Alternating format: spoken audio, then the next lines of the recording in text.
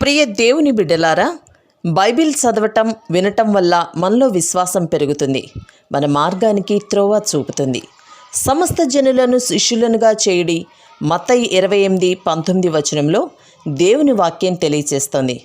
Telugu బైబిల్స్ను RRK మూర్తి గారు research చేసి విశ్లేషణ చేసిన బైబిల్లోని ప్రతి అధ్యాయాలను వచనాలను వరుస క్రమంలో అనగా ఆదికాండం నుండి ప్రకటనా గ్రంథం వరకు ఇవ్వబడుతుంది. ప్రతి ఒక్కరూ ఆధ్యాత్మికంగా విశ్వాసంలో బలపడి మీ జీవితంలో ఎదుర్కొంటున్న సమస్యల నుండి విడుదల పొందండి. ప్రతి ఒక్కరూ మీ దీవెన టీవీని సబ్స్క్రైబ్ చేసి ఈ వాక్యాన్ని లైక్ చేసి మీ మిత్రులకు బంధువులకు షేర్ చేయండి. దేవుని సువార్తను ప్రకటింపబడుటలో మీరు పాలిభాగస్తులు కండి. ప్రియ శ్రోతలారా, ఈ రోజున మనం 28వ కీర్తన నుండి పాఠం ప్రారంభిస్తాము.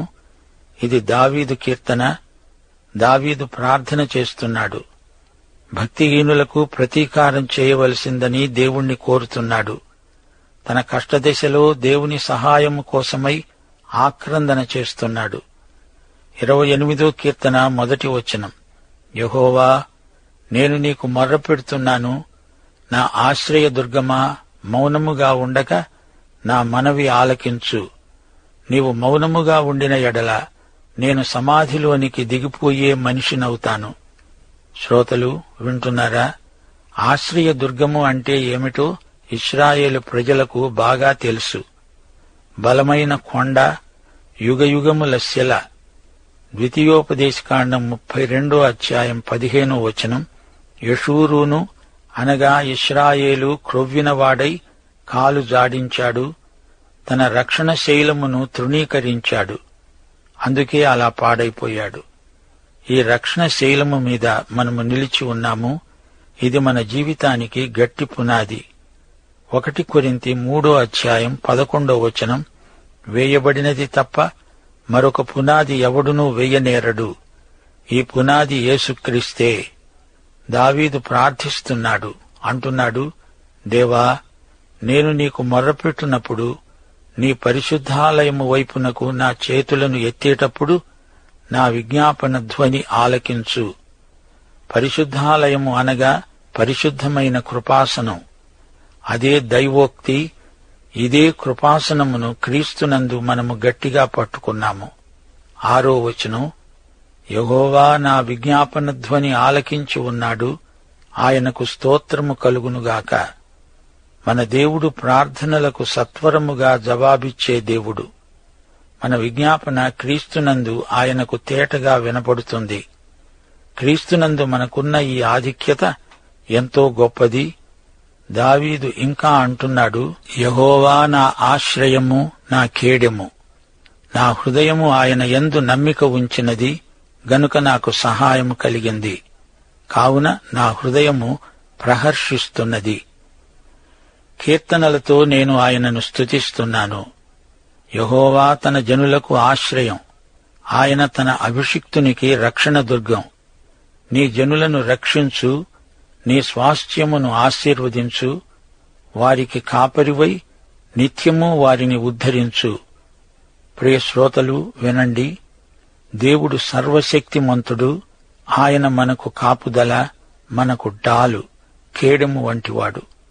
ఆయనే నాకు శక్తి, ఆయనే నాకు కాపుదల. నా హృదయమందు ఆయనను విశ్వసిస్తున్నాను. ఆయన నా ప్రార్థన వింటాడు, నాకు సమయోచితమైన సహాయం చేస్తాడు. ఆయన నా ప్రార్థన విన్నప్పుడు నేను స్తుతి కీర్తన పాడుతాను. ప్రార్థనలకు జవాబు ఇచ్చే దేవుడు, ఆయనకే స్తుతి. ఆయన తన అభిషిక్తునికి రక్షణ దుర్గం. అభిషిక్తుడు అనగా మెస్సీయా, క్రీస్తు. కీర్తనల్లో ఆయన ఇశ్రాయేలుకు విమోచకుడుగా ప్రత్యక్షమవుతున్నాడు. దేవా, నీ ప్రజలకు నీవు కాపరివి గదా, అభిషిక్తుడైన కాపరివి. నీ ప్రజలను ఉద్ధరించు. యెషయా 40:11 వచనం, గొర్రెల కాపరివలే ఆయన మందను మేపుతాడు. తన బాహువుతో గొర్రెలను కూర్చి తన వక్షస్థలాన ఆనించుకొని మోస్తాడు. పాలిచ్చే వాటిని ఆయన మెల్లిగా నడిపిస్తాడు. ఇప్పుడు 29వ కీర్తనలోకి రండి. ఈ కీర్తనలో ఉరుములు మెరుపులు కనిపిస్తాయి. వాటి మధ్య యెహోవా స్వరం వినిపిస్తుంది. ఇది దావీదు కీర్తన. జలములపై నుండి తుఫానులో దేవుని స్వరం వింటున్నాడు. ఈ కీర్తనలో ప్రకృతి వర్ణన మనకు వినిపిస్తుంది. 8వ కీర్తన కూడా ప్రకృతి కీర్తనే. అలాగే 19వ కీర్తన, ఇప్పుడు 29వ కీర్తన. ఉరుములు, మెరుపులు, పిడుగులు. 29వ కీర్తన ప్రకృతి భీభత్సాన్ని వర్ణిస్తున్నది. ఇందులో మనకొక సందేశమున్నది. ఇది హీబ్రూ కవిత. ఇదొక గొప్ప గేయం. హీబ్రూ భాషా సాహిత్యంలో మాత్రమే కాదు, ఏ భాషలో కూడా ఇలాంటి భక్తి గేయం మరొకటి కనిపించదు. ఇందులో 7 ఉరుములున్నాయి. గాలి తుఫాను, ఉత్తరం నుండి దక్షిణానికి దూసుకుని వచ్చిన వాయువేగం ఊహించరానిది. మెరుపులు, ప్రకృతి శక్తులన్నీ కదిలిపోయాయి. ఉత్పాతాలు కనిపించాయి. ఇది వచన కవిత. ఒకే సత్యాన్ని పలు విధాలుగా చెప్పడం యూద కవితా లక్షణం. మొదటి 2 వచనాలు వినండి. దైవపుత్రులారా, యెహోవాకు ఆరోపించండి, ప్రభావ మహాత్యములను యెహోవాకు ఆరోపించండి. యెహోవా నామమునకు చెందవలసిన ప్రభావమును ఆయనకు ఆరోపించండి. ప్రతిష్ఠితములైన ఆభరణాలను ధరించుకొని ఆయన ఎదుట సాగిలపడండి. దావీదు దేవుణ్ణి ఆరాధిస్తున్నాడు. ఈ కీర్తన ముగింపులో దావీదు అంటున్నాడు, యెహోవా ప్రళయజలముల మీద ఆసీనుడయ్యాడు. యెహోవా నిత్యము రాజుగా ఆసీనుడై ఉన్నాడు. యెహోవా తన ప్రజలకు బలము అనుగ్రహిస్తాడు. యెహోవా తన ప్రజలకు సమాధానము కలుగజేసి వారిని ఆశీర్వదిస్తాడు. చక్కని ముగింపు. మన జీవితములో ఎన్ని తుఫానులు చెలరేగినా సమస్తము ఆయన వశంలోనే ఉన్నది. ఈ కీర్తనలో 7 సార్లు యెహోవా స్వరము పేర్కొనబడింది. ఈ కీర్తనను రచించినవాడు దావీదు. ఈ తుఫాను వీచినప్పుడు అతడు యెరూషలేములోనే ఉన్నాడు. సీయోను కొండమీద దేవదారుమానుతో నిర్మించబడిన భవనంలో అతడున్నాడు. అది కొండమీది పట్టణం. పైనుండి ఎంతో దూరం చూడగలం. యెరూషలేము పట్టణానికి పశ్చిమాన మధ్యధరా సముద్రమున్నది. ఉత్తరాన 2 పర్వత పంక్తులున్నాయి. ఈ 2 లెబానోను పర్వత శ్రేణులు. హెర్మోను కొండ, గలిలయ సముద్రం తూర్పు దిశలో ఉన్నాయి. అక్కడే యొర్దాను నది, మృత సముద్రం. ఉత్తరాన ఏబాలు కొండ, సమరయ్యలోని గెరిజీము కొండ, బేతేలు, హాయి, అనాతోతు అనే పట్టణాలున్నాయి. పడమటి దిశకు చూస్తే యొప్పే పట్టణం కనపడుతుంది. తూర్పు వైపున ఎరికో, దక్షిణాన యూదయ అరణ్యాలు. దావీదుకు ఆ ప్రాంతాలు బాగా తెలుసు. ఆమోసుకు కూడా తెలుసు. సీయోను కొండ నుండి దూరాన ఎన్నెన్నో దృశ్యాలు కనిపిస్తాయి. ఈ కీర్తన సర్వశక్తుడైన దేవునికి చేయబడిన ప్రార్థన. దేవునికే మహిమ. మెస్సియా రాజ్య ప్రస్తావన ఇందులో ఉంది. 3, 4 వచనాలు. యెహోవా స్వరము జలముల మీద వినబడుతున్నది. మహిమగల దేవుడు ఉరుము వలె గర్జిస్తున్నాడు. మహాజలముల మీద యెహోవా సంచరిస్తున్నాడు. యెహోవా స్వరము బలమైనది. యెహోవా స్వరము ప్రభావము గలది. ప్రియ శ్రోతలారా, తుఫాను ఆరంభమైంది. ఉరుములు, మెరుపులు మొదలయ్యాయి. యెరూషలేము మీదికి తుఫాను ముంచుక వస్తున్నది. ఉరుములు గర్జిస్తున్నాయి. బలమైన గాలి వీస్తున్నది. మేఘాలు దట్టంగా ముసురుకుంటున్నాయి. పట్టపగలు చీకటి కమ్మింది. మెరుపులు కనపడుతున్నాయి. ఇది ప్రళయం, మామూలు తుఫాను కాదు. మధ్యధరా సముద్ర తీరాన తుఫాను ఉధృతంగా చెలరేగింది. అలలు ఉవ్వెత్తున లేస్తున్నాయి. యెరూషలేము పట్టణము మీదికి తుఫాను వచ్చేసింది. యెహోవా స్వరము బలప్రభావములు గలది. ఆయన స్వరము గంభీరమైనది. 5వ వచనం. యెహోవా లెబానోను దేవదారు వృక్షాలను ముక్కలుగా విరుస్తాడు. దూడవలే అవి గంతులు వేసేటట్లు ఆయన చేస్తాడు. లెబానోనును షిర్యోనును గురుపోతు పిల్లల వలె గంతులు వేసేటట్లు ఆయన చేస్తాడు. యెహోవా స్వరము అగ్నిజ్వాలను ప్రజ్వలింపచేస్తున్నది. లెబానోను ప్రాంతమంతా కదిలిపోయింది. మెరుపులకు చెట్లు పడిపోయాయి. హెర్మోను పర్వతం అదిరింది. తుఫాను వేగంగా యెరూషలేము మీదికి ముంచుక వస్తోంది. యెరూషలేము వీధులు నిర్మానుష్యమైపోయాయి. కెద్రోను లోయలో ఎక్కడో దూరాన కుక్కలు మరుగుతున్నాయి. వర్షం కుంభపోతగా కురుస్తోంది. భయంకరమైన పెనుగాలులు యెరూషలేము గోడలను కొడుతున్నాయి. దావీదు అంతకు ముందు ఎన్నో తుఫానులను చూచి ఉండవచ్చు గాని ఈసారి ఈ తుఫానులో దావీదు దేవుని స్వరం వింటున్నాడు. 8వ వచనం, యెహోవా స్వరము అరణ్యాన్ని కదిలిస్తుంది. యెహోవా కాదేషు అరణ్యాన్ని కదిలిస్తాడు. గాలి కొంచెము నిమ్మళించింది. ప్రజలు కిటికీ తలుపులు తెరుస్తున్నారు. తుఫాను యెరూషలేమును విడిచింది. దక్షిణానికి పడమటి దిశకు యూదయ అరణ్యాలలోకి తుఫాను వెళ్లిపోయింది. కాదేషు అక్కడే ఉంది. అదిగో అదే సీనాయి అరణ్యం. కెద్రోను లోయలో జలప్రవాహధారల ధ్వని వినపడుతోంది. 9వ వచనం, యెహోవా స్వరం లేళ్లను ఈనేటట్లు చేస్తుంది. అది ఆకులు రాలుస్తుంది. ఆయన ఆలయములో ఉన్నప్పుడు అన్నీ ఆయనకే ప్రభావము అంటున్నాయి. ఈ ప్రళయ గర్జనకు లేళ్లు ఈనాయి. ఈ తుపానుకు భయపడి కొందరు ఆలయానికి వెళ్లారు. లేకపోతే వెళ్లనే వెళ్లరు. త్రుటిలో తుఫాను ఆగిపోయింది. యెహోవా ప్రళయ జలముల మీద ఆసీనుడు. నిత్యము ఆయనే రాజు. తన ప్రజలకు బలమనుగ్రహిస్తాడు. సమాధానము కలుగజేస్తాడు. వారిని ఆశీర్వదిస్తాడు. ప్రకృతి శక్తులన్నీ ఆయన వశంలోనే ఉన్నాయి. ప్రియ శ్రోతలారా, మన జీవితాల్లో ఎన్నో తుఫానులు చెలరేగవచ్చు. అవి సద్దుమణిగిన తరువాత ప్రశాంతత అంటే ఏమిటో మనకు తెలుస్తుంది. తుఫాను అట్టేసేపు ఉండదు. అది అంతరించిన తరువాత ఎంతో సమాధానం, ఆత్మకు ఎంతో శాంతి. శ్రోతలారా, కీర్తనల్లోని ప్రవచన రేఖను గుర్తించారా?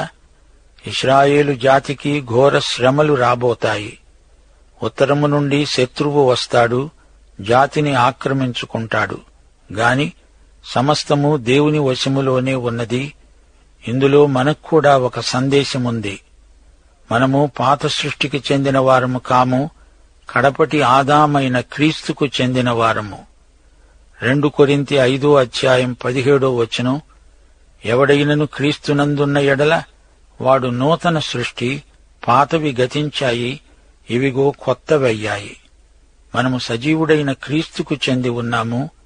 ఆదాము కోల్పోయిన దానిని క్రీస్తు మనకు సంపాదించి పెట్టాడు. మనకందరికీ జీవితంలో ఆధ్యాత్మిక తుఫానులు వస్తాయి. యేసుక్రీస్తు తుఫానును నిమ్మళపరచగలడు. మార్కు సువార్త 4వ అధ్యాయం 37 నుండి 40వ వచనం వరకు. అప్పుడు పెద్ద తుఫాను రేగి యేసు ఉన్న దోణి మీద అలలు కొట్టినందున ఆయన దోణి అమరమున తలగడ మీద తలవాల్చుకొని నిద్రిస్తున్నాడు. వారు ఆయనను లేపి, బోధకుడా, మేము నశించిపోతున్నాము, నీకు చింత లేదా అన్నారు. అందుకాయన లేచి గాలిని గద్దించి నిశ్శబ్దమై ఊరకుండుమని సముద్రముతో చెప్పగా గాలి అణిగి మిక్కిలి నిమ్మళమైంది. ఆ యేసే ఇప్పుడు మన జీవిత తుఫానులను ప్రశాంతపరచగలడు. తుఫాను అంతరిస్తుంది, మనము తీరాన్ని చేరుతాము. ఇప్పుడు మనము 30వ కీర్తనలోకి వస్తున్నాము. ఇది హల్లెలూయా కీర్తన, స్వస్థత కొరకైన ప్రార్థన. దావీదు తన గృహాన్ని దేవునికి ప్రతిష్ఠిస్తున్నాడు. అంతకు ముందే దావీదు మందసాన్ని సీయోనుకు చేర్చాడు. 2 సమూయేలు 7వ అధ్యాయం 11వ వచనం, దేవుని వాగ్దానం, నీ శత్రువుల మీద నీకు జయమిచ్చి నీకు నెమ్మది కలుగజేసి ఉన్నాను, నేను నీకు సంతానము కలుగజేస్తాను. ఇది గృహ ప్రతిష్ఠార్పణ. 1వ వచనం నుండి వినండి. యెహోవా, నా శత్రువులను నా విషయమై సంతోషింపనీయక నీవు నన్ను ఉద్ధరించి ఉన్నావు. అందుకై నేను నిన్ను కొనియాడుతున్నాను. యెహోవా నా దేవా, నేను నీకు మొర్రపెట్టగా నీవు నన్ను స్వస్థపరిచావు. గమనించారా? దావీదుకు స్వస్థత కలిగింది. అతనికేదో జబ్బు చేసింది. హిజ్కియాను దేవుడు స్వస్థపరిచినట్లే ఇక్కడ దావీదును స్వస్థపరిచాడు. దేవుడు నిన్ను నన్ను కూడా స్వస్థపరుస్తాడు. స్వస్థపరచబడిన వారందరూ దేవునికి స్తుతి స్తోత్రములు సమర్పిస్తారు. యెహోవా, పాతాళములో నుండి నా ప్రాణాన్ని లేవదీశావు. నేను గోతిలోకి దిగకుండా నీవు నన్ను బ్రతికించావు. యెహోవా భక్తులారా, ఆయనను కీర్తించండి. ఆయన పరిశుద్ధమైన జ్ఞాపకార్థ నామమును బట్టి ఆయనను స్తుతించండి. ఈ కీర్తన మనకు ఎంతో అర్థవంతమైనది. ఆయన నామము పరిశుద్ధము. ఆయన పరిశుద్ధ దేవుడు. ఆయన పరిశుద్ధ స్పర్శలో స్వస్థత ఉన్నది. ఆయన నా పాపాలు క్షమించాడు, కృపతో రక్షించాడు. ఆయన నీతి ప్రమాణాలు ఉన్నతమైనవి. నాకు స్వస్థత కలిగినందుకు దేవునికి స్తోత్రం. హల్లెలూయా. ఆయన నా పరమ వైద్యుడు. ఆయన దేవుడు. ఆయన వద్దకు వెళ్ళాలి. ఆయనకు నీ రోగమేదో చెప్పుకోవాలి. ఆయన పరిశుద్ధ కాంతిలో రోగాలన్నిటికీ స్వస్థత కలుగుతుంది. ఆయన కృపతో మనల్ని స్వస్థపరుస్తాడు. 5వ వచనం, ఆయన కోపము నిమిషం మాత్రమే ఉంటుంది. ఆయన దయ ఆయుష్కాలమంతా నిలుస్తుంది. సాయంకాలమున ఏడుపు వచ్చినా ఉదయమున సంతోషం కలుగుతుంది. ఆయన కోపము క్షణకాలమే. తుపాను గతించిపోతుంది. ఆయన మన రక్షకుడు, ప్రభువు. అవసరము వచ్చినప్పుడు మనల్ని శిక్షిస్తాడు. ఆయన కోపం అట్టే కాలం ఉండదు. 8వ వచనం, యెహోవా, నీకే మొర్రపెట్టాను, నా ప్రభువును బ్రతిమాలుకున్నాను. నేను గోతిలోనికి దిగిన ఎడల నా ప్రాణము వలన ఏమి లాభము? మన్ను నిన్ను స్తుతిస్తుందా? నీ సత్యమును గూర్చి అది వివరిస్తుందా? ప్రభూ, మరికొంతకాలం బతికి ఉంటాను, నీ సేవ చేస్తాను అని దావీదు వేడుకుంటున్నాడు. 12వ వచనం, నీవు నా గోనెపట్ట విడిపించి సంతోష వస్త్రము ధరింపచేసి ఉన్నావు. యెహోవా నా దేవా, నిత్యము నేను నిన్ను స్తుతిస్తాను. ఇదే ప్రార్థన మనమంతా చెయ్యాలి. దావీదు స్వస్థత పొందాడు. ఇప్పుడు దేవుణ్ణి స్తుతిస్తున్నాడు. సోదరీ సోదరులారా, ఈ పాఠంలో మనము ఎన్నో సత్యాలు నేర్చుకున్నాము. యథార్థపరులైన విశ్వాసులు దేవుని సన్నిధిలో నిష్కళంకంగా, నిర్దోషంగా బ్రతకగలుగుతారు. దావీదు తన జీవితంలో ఇదే నేర్చుకున్నాడు. కష్టాలు ఎదురైనప్పుడు దేవుడు తనకు డాలు లాంటివాడు. మరో మాట, లెబానోను దేవదారు వృక్షాలు చాలా బలమైనవి. 120 అడుగుల ఎత్తు పెరుగుతాయి. 30 అడుగుల చుట్టుకొలత గల మానులు. దేవుని స్వరం అలాంటి దేవదారు వృక్షాలనే పెళ్లగించి వేయగలదు. నోవహు కాలంలో వచ్చిన ప్రళయాన్ని తలపింపచేసే తుఫాను దావీదు జ్ఞాపకం చేసుకున్నాడు. చరిత్రలో దేవుని అద్భుతాలు ఎన్నో చెప్పబడి ఉన్నాయి.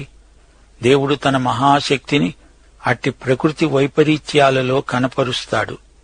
ఆయన శక్తి ఎంత గొప్పదో క్రీస్తు పునరుత్థానంలో మనము చూడగలం.